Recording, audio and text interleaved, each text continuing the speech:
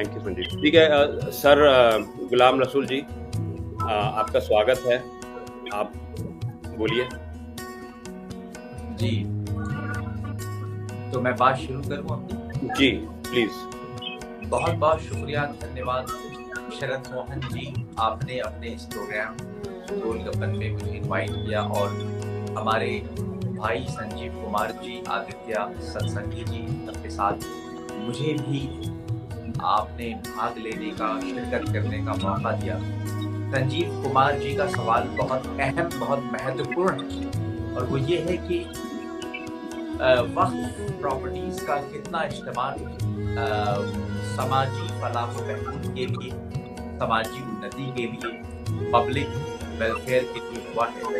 देखिए, बहुत कड़वी और तल्ख हकीकत है कि जो वक्फ प्रॉपर्टीज, जो तकरीबन 9,40,000 प्रॉपर्टीज पर मुश्तमिल वक्फ मिल्कियत, वक्फ वेल्थ है, उसका बहुत ज़्यादा दुरुपयोग हुआ है। अब तक आज़ादी के बाद से लेके अब तक वक्फ प्रॉपर्टीज का इस्तेमाल दरअसल पब्लिक वेलफेयर के लिए कम हुआ है, और पर्सनल फिefdom के तौर पे ज़्यादा हुआ है। जो लोग भी इस पे काबिज थे वो अपने गिरबान में झांक के देखें, और आज वक्त है कि हम उनसे पूछें, अब तक जिन लोगों के कब्जे में वक्फ प्रॉपर्टीज पूरे हिंदुस्तान में, पूरे भारतवर्ष में जहाँ कहीं भी रही है, तो उन प्रॉपर्टीज का जो दुरुपयोग हुआ, जो गलत इस्तेमाल हुआ, कभी किसी ने किराए पे दे के अपनी कुंबा बरबरी की, अपना घर चलाया उससे, किसी ने वक्फ प्रॉपर्टीज को गलत तरीके से बेच डाला। हालांकि वक्फ प्रॉपर्टी के बारे में इस्लामिक ज्यूरिस्प्रूडेंस और इस्लामिक लॉ ये कहता है कि उसकी ऑनरशिप हम अल्लाह के सुपुर्द कर चुके होते हैं। उसे किसी को गिफ्ट नहीं कर सकते, उसे किसी को मॉर्टगेज नहीं कर सकते, उसे किसी को दान नहीं दे सकते, बल्कि वो पब्लिक प्रॉपर्टी, पब्लिक वेलफेयर के लिए होता है। और उसमें एक अहम चीज ये कि वक्फ है तो मुसलमानों की मिल्कियत, वक्फ है तो मुसलमानों के लिए, लेकिन उससे जो फायदा हासिल होता है वो सबके लिए, वो सिर्फ एक कम्युनिटी के लिए। मिसाल के तौर पर वक्फ प्रॉपर्टी से अगर आपने हॉस्पिटल बनाया है, वक्फ प्रॉपर्टी, अगर आपने एजुकेशनल इंस्टीट्यूशन बनाया है, तो वो सिर्फ एक संप्रदाय के लिए नहीं, वो सिर्फ एक कम्युनिटी के लिए नहीं है कि सिर्फ मुसलमानों के बच्चे ही पढ़े।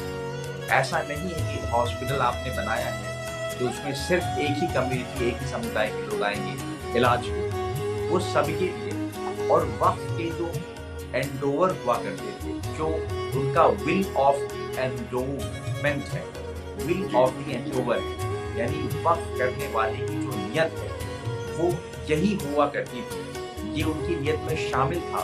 ये सबके लिए फायदा हम पहुंचाना चाहते हैं, पूरी इंसानियत के लिए हम फायदा पहुंचाना चाहते हैं, क्योंकि ज्यादातर वक्त का जो ताल्लुक है वो सूफियों से रहा है, औलिया अल्लाह से रहा है। और जो सूफी संत थे वो कोई धर्म के नाम पे भेदभाव नहीं किया करते थे कि मैंने अगर अपनी जमीन, अपनी प्रॉपर्टी दी है तो सिर्फ एक कम्युनिटी को दी। ये मुझे खुद समझ में नहीं आता कि ये कॉन्सेप्ट कहाँ से आया कि वक्फ प्रॉपर्टी का फायदा सिर्फ एक ही कम्युनिटी को मिले।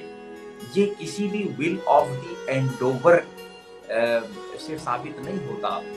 जिन वलियों ने, जिन सूफी संतों ने और पहले के बुजुर्गों ने वक्फ की जो प्रॉपर्टीज दी थी उस सब के लिए दी थी। हाँ, ये अलग बात है कि उसमें कुछ जैसे वक्फ अलल औलाद है, या वक्फ जो अपनी औलाद को वक्फ करके गए हैं वो सिर्फ उनके मालिक वही रहे हैं। मैं फिर से इस बात को दोहराना चाहूंगा, दो चीजें हैं। एक है वक्फ की मिल्कियत, ऑनरशिप। ऑनरशिप बेशक मुसलमानों के हाथ में रही है, और ये लेकिन जो उसका फायदा है, उसका बेनिफिट है, वो सबको पहुंचना था। तो सबको पहुंचने की बात तो छोड़िए, पूरी इंसानियत की खिदमत की बात तो छोड़िए, मुस्लिम कम्युनिटी की भी खिदमत नहीं हो पाई है। अगर वक्फ प्रॉपर्टीज इतनी ज्यादा हैं, 9,40,000 के करीब या उससे ज्यादा प्रॉपर्टीज, एकड़ आराजी जो बताते हैं, तो फिर आज मुसलमानों की ये दुर्गत कैसे है? آج ہماری بالکل ایجوکیشنل ہماری جو حالت ہے، تعلیمی حالت ہو، معاشی حالت ہو، شیکشک استھتی ہو، یا ہماری جو ہے انسٹیٹیوشنل حالت ہو، یہ سب اتنی کیوں گری ہوئی ہے؟ اس کا مطلب ہے جو لوگ اس پہ قبضہ کر کے بیٹھے تھے، جو براجمان تھے، انہوں نے اپنی پرسنل فیفڈم، اپنی پرسنل پراپرٹی کے طور پہ اس کو استعمال کیا اور خرد برد کیا، اس میں جم کر کے کرپشن ہوا ہے، اور اسی کی وجہ سے آج یہ حالت ہوئی ہے کہ وہ لوگ جو خاص طور پہ قبضہ کر کے بیٹھے ہوئے تھے وہ پریشان ہو گئے ہیں، ان کے لیے ایک آفت آ گئی۔ جی، آپ نے بہت اچھا سے اس کو سمرائز کیا۔